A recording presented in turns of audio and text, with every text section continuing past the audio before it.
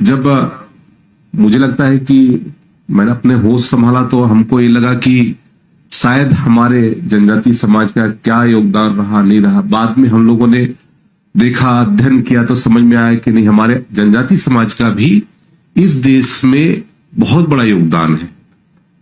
नहीं तो हमारा पाठ्यक्रम ऐसा था कि हम समझ ही नहीं पाते थे कि हमारे देश में भी ऐसे हमारे जनजाति समाज के ऐसे महापुरुषों ने जन्म लिया है।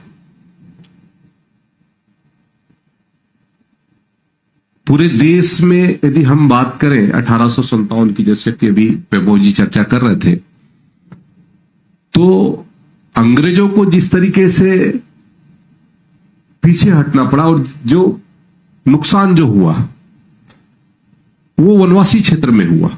उनके जितने भी टॉप लीडर्स हैं, उनके कमांडर्स हैं, वो सारे के सारे जो वहां पर उनके हत्या हुई तो जनजाति क्षेत्र में हुआ। और छापामार शैली का एक सिस्टम था और आज भी हम लोग देखते हैं कि उसका कहीं ना कहीं से उपयोग किया जाता है। क्योंकि मैं बस्तर से बिलोंग करता हूं, बस्तर में शहीद गुंडा धूर, डेबरी धूर और अनेकों ऐसे हमारे देश के महान सपूतों ने जन्म लिया। अब आप सोचिए कि 1910 में जब भूमिकाल हुआ होगा तब तो पूरा बस्तर का जो कलेक्टेड रहा हो वो भी जंगल से घिरा रहा होगा। तब तो जंगल की समस्या नहीं थी, लेकिन अंग्रेजों ने जो लाइन बिछाई थी यहां से लेकर के जो केसकाल होते हुए, अभी भी उसके अवशेष हैं। आप कभी जाइएगा तो विश्रामपुरी के नजदीक में आपको उसके रेल की पटरी आपको मिलेगी, वो लकड़ी के दोहन के लिए। तो उस समय में उन्होंने एक वो किया कि हमारा लकड़ी कोई नहीं ले आ सकता, हमारा जंगल कोई नहीं काटेगा, ये भाव उस समय जगा। जबकि पूरा बस्तर ही नहीं कहूंगा बल्कि पूरा छत्तीसगढ़ ही पूरा जंगल से ढका पड़ा। तब उन्होंने ये विचार किया कि एक पेड़ के बदले एक सिर हम काटेंगे, ये मतलब वो नारा दिए। और उसके साथ में हमारे जो ट्राइबल्स हैं वो सब एकजुट हो गए। जब भी कोई अंग्रेज गांव की ओर जाता था तो वो माहौल ऐसा पैदा करते थे कि इधर यहां गुंडा दूर है, यहां डेबरी दूर है। तो अंग्रेज ये सोच करके भाग जाते थे कि यहां तो गुंडा दूर है, अब हम उसका सामना नहीं कर पाएंगे।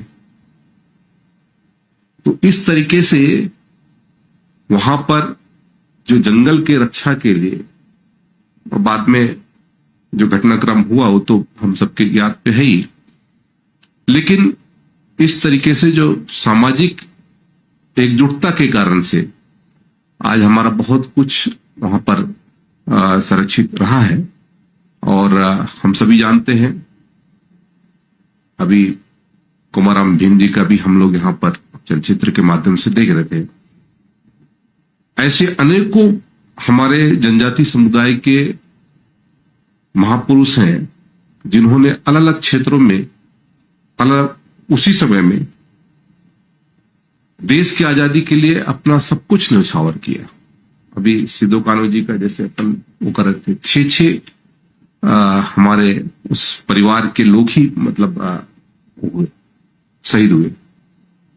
ऐसे बहुत सारा विषय हमारे इतिहास के पन्नों में दर्ज है और उसे हमें आने वाली पीढ़ी तक पहुंचाने की हमको कोशिश करना है, उनको पहुंचाना है। और मैं चाहूंगा कि आप सबके माध्यम से वो विषय वहां तक पहुंचे।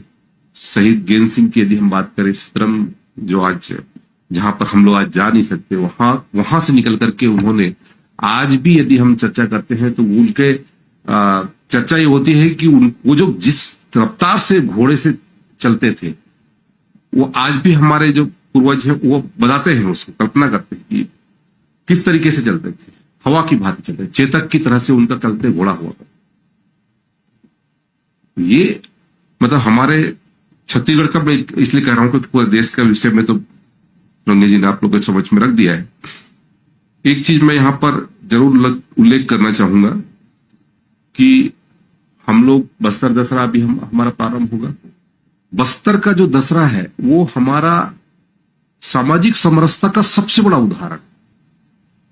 वहां सभी समाज के लोग, उनका महत्वपूर्ण योगदान है। आप ये सोचिए कि अभी नहीं बल्कि आज से 600-700 साल पहले एक जो एससी कम्युनिटी के हमारी बिटिया से आशीर्वाद लेकर के राजा उस दशहरा पर्व की शुरुआत करता है और वो पर्व 70 दिनों तक चलता है। अलग अलग उसमें परंपरा रीति रिवाज के माध्यम से अभी बहुत सारा चीज तो ऐसा हो गया कि हम लोग पहले देखते थे कि लोग लकड़ी और पानी रसद लेकर के दशहरा देखने जाते थे।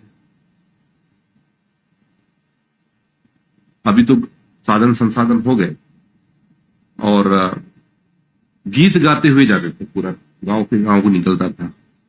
तो वो भी एक बहुत बड़ा हमारे लिए एसेट है और हम सबको इन सब चीज की चिंता भी करनी है।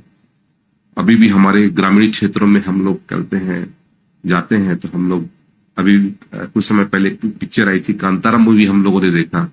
कांतारा में जिस तरीके से आध्यात्मिक के साथ में जोड़ा गया है उस तरह का स्थिति आज भी हमारे ग्रामीण क्षेत्रों में है। वो दृश्य देखने को मिलता है। तो कहीं ना कहीं से हमारे जो पूर्वज हैं उन्होंने बहुत कुछ हमारे आने वाली पीढ़ी को दिया है। तो आने वाली पीढ़ी तक हम इन बातों को पहुंचाने का काम करें। और अभी जैसे एक चीज की चिंता हो रही है कि हम लोग सामूहिक रूप से, अभी एकल परिवार का बहुत चलन हो गया है, सामूहिक रूप से कम है। लेकिन अभी भी जस्ट ट्राइबल में जाइए तो 70% हमारे ट्राइबल 70 to 80% वो सामूहिक रूप से रहते हैं, ज्वाइंट फैमिली। और आज भी सुख दुख में सब साथ में मिलकर काम करते हैं। तो इससे बड़ा उदाहरण और कुछ नहीं मिल सकता।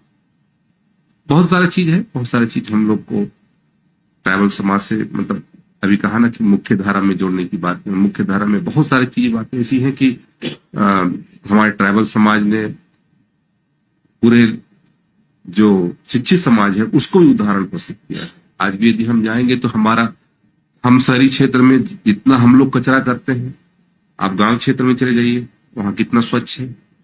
हम अपने क्या कहते हैं, यहाँ का नदी का पानी नहीं पी सकते, वहां जाएंगे तो वहां नदी का पानी पी सकते हैं। ऐसे बहुत सारे उदाहरण। तो मतलब मेरा ये कहना है कि हमको उनसे भी बहुत कुछ हमको सीखने की आवश्यकता है। कई जगह पे हम लोग शिक्षित हो गए तो हम लोग ने अपने उसको परंपरा को हमारी उसको खत्म कर दिया। अभी जैसे हम लोग मिलेट्स की बात करते हैं, श्रीअन्ना की बात करते हैं, जैविक खेती की बात करते हैं। तो आज से 25 साल 30 साल पहले, मैं ज्यादा साल पहले की बात कर रहा हूं, 25-30 साल पहले की ही बात करूं तो हमारे यहाँ कौन सा रासायनिक खाद का उपयोग होता था। आज भी चले जाइए तो अंदरूनी क्षेत्र में हमको जिस तरीके से जो अन्न हमको अभी मतलब हमको मिलता है, अभी तो हम लोग कमर्शियल हो गए हैं। तो कमर्शियल होने के कारण से हम लोग उत्पादन क्षमता बढ़ा रहे हैं, क्वालिटी में हम लोग ध्यान नहीं दे रहे। कहीं ना कहीं से इन सब चीजों को भी चिंता हम लोग को करने की आवश्यकता है और उनको संरक्षित करने की आवश्यकता है। बहुत सारे ऐसे उत्पाद हैं जो आज भी हमारे ट्राइबल कम्युनिटी के पास में है और उनको वो सहेज के रखते हैं और समय समय पर उपयोग भी आप लोग देखते हैं। मैं एक बार गया था, मुख्यमंत्री जी को बताना चाहूंगा, एक बार मैं दिल्ली में गया था। दिल्ली में एक होटल में गया तो वहां पर हमारे बस्तर का मिट्टी को क्या लिप कर रहे हैं, मुंड माटी को बोलते हैं। तो हम लोग, मैं सोचा कि क्या लगाएंगे, तो बोले ये बस्तर का मिट्टी है, बहुत चिकना रहता है, उससे बोलो शरीर साफ होगा। आज भी हम लोग क्या करते हैं, वो करते हैं। तो ये है कहीं ना कहीं से हमारे जो जमीन से जुड़े होने के कारण से ये सब चीज हमको समझने की आवश्यकता है। तो मैं चाहूंगा कि आप सबके माध्यम से ये बातें निचले स्तर तक जाए और हमारे जो अध्ययनरत हमारे जो विद्यार्थी हैं, उनको ये अपने गौरवशाली इतिहास का भान हो, उनको यह एहसास हो कि वो उस महापुरुषों के ध्वजवाहक हैं और वो लोग आज आने वाले पीढ़ी को हम कैसे आगे बढ़ा सकते हैं।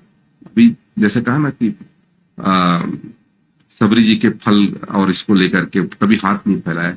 भगवान श्री राम के साथ में चलने वाले लोग हैं, लेकिन आज भी कई बातें ऐसी होती हैं कि हम लोगों को ये कहा जाता है कि हम लोग नास्तिक हैं या फिर इस तरीके से अहिंदुवादी हैं।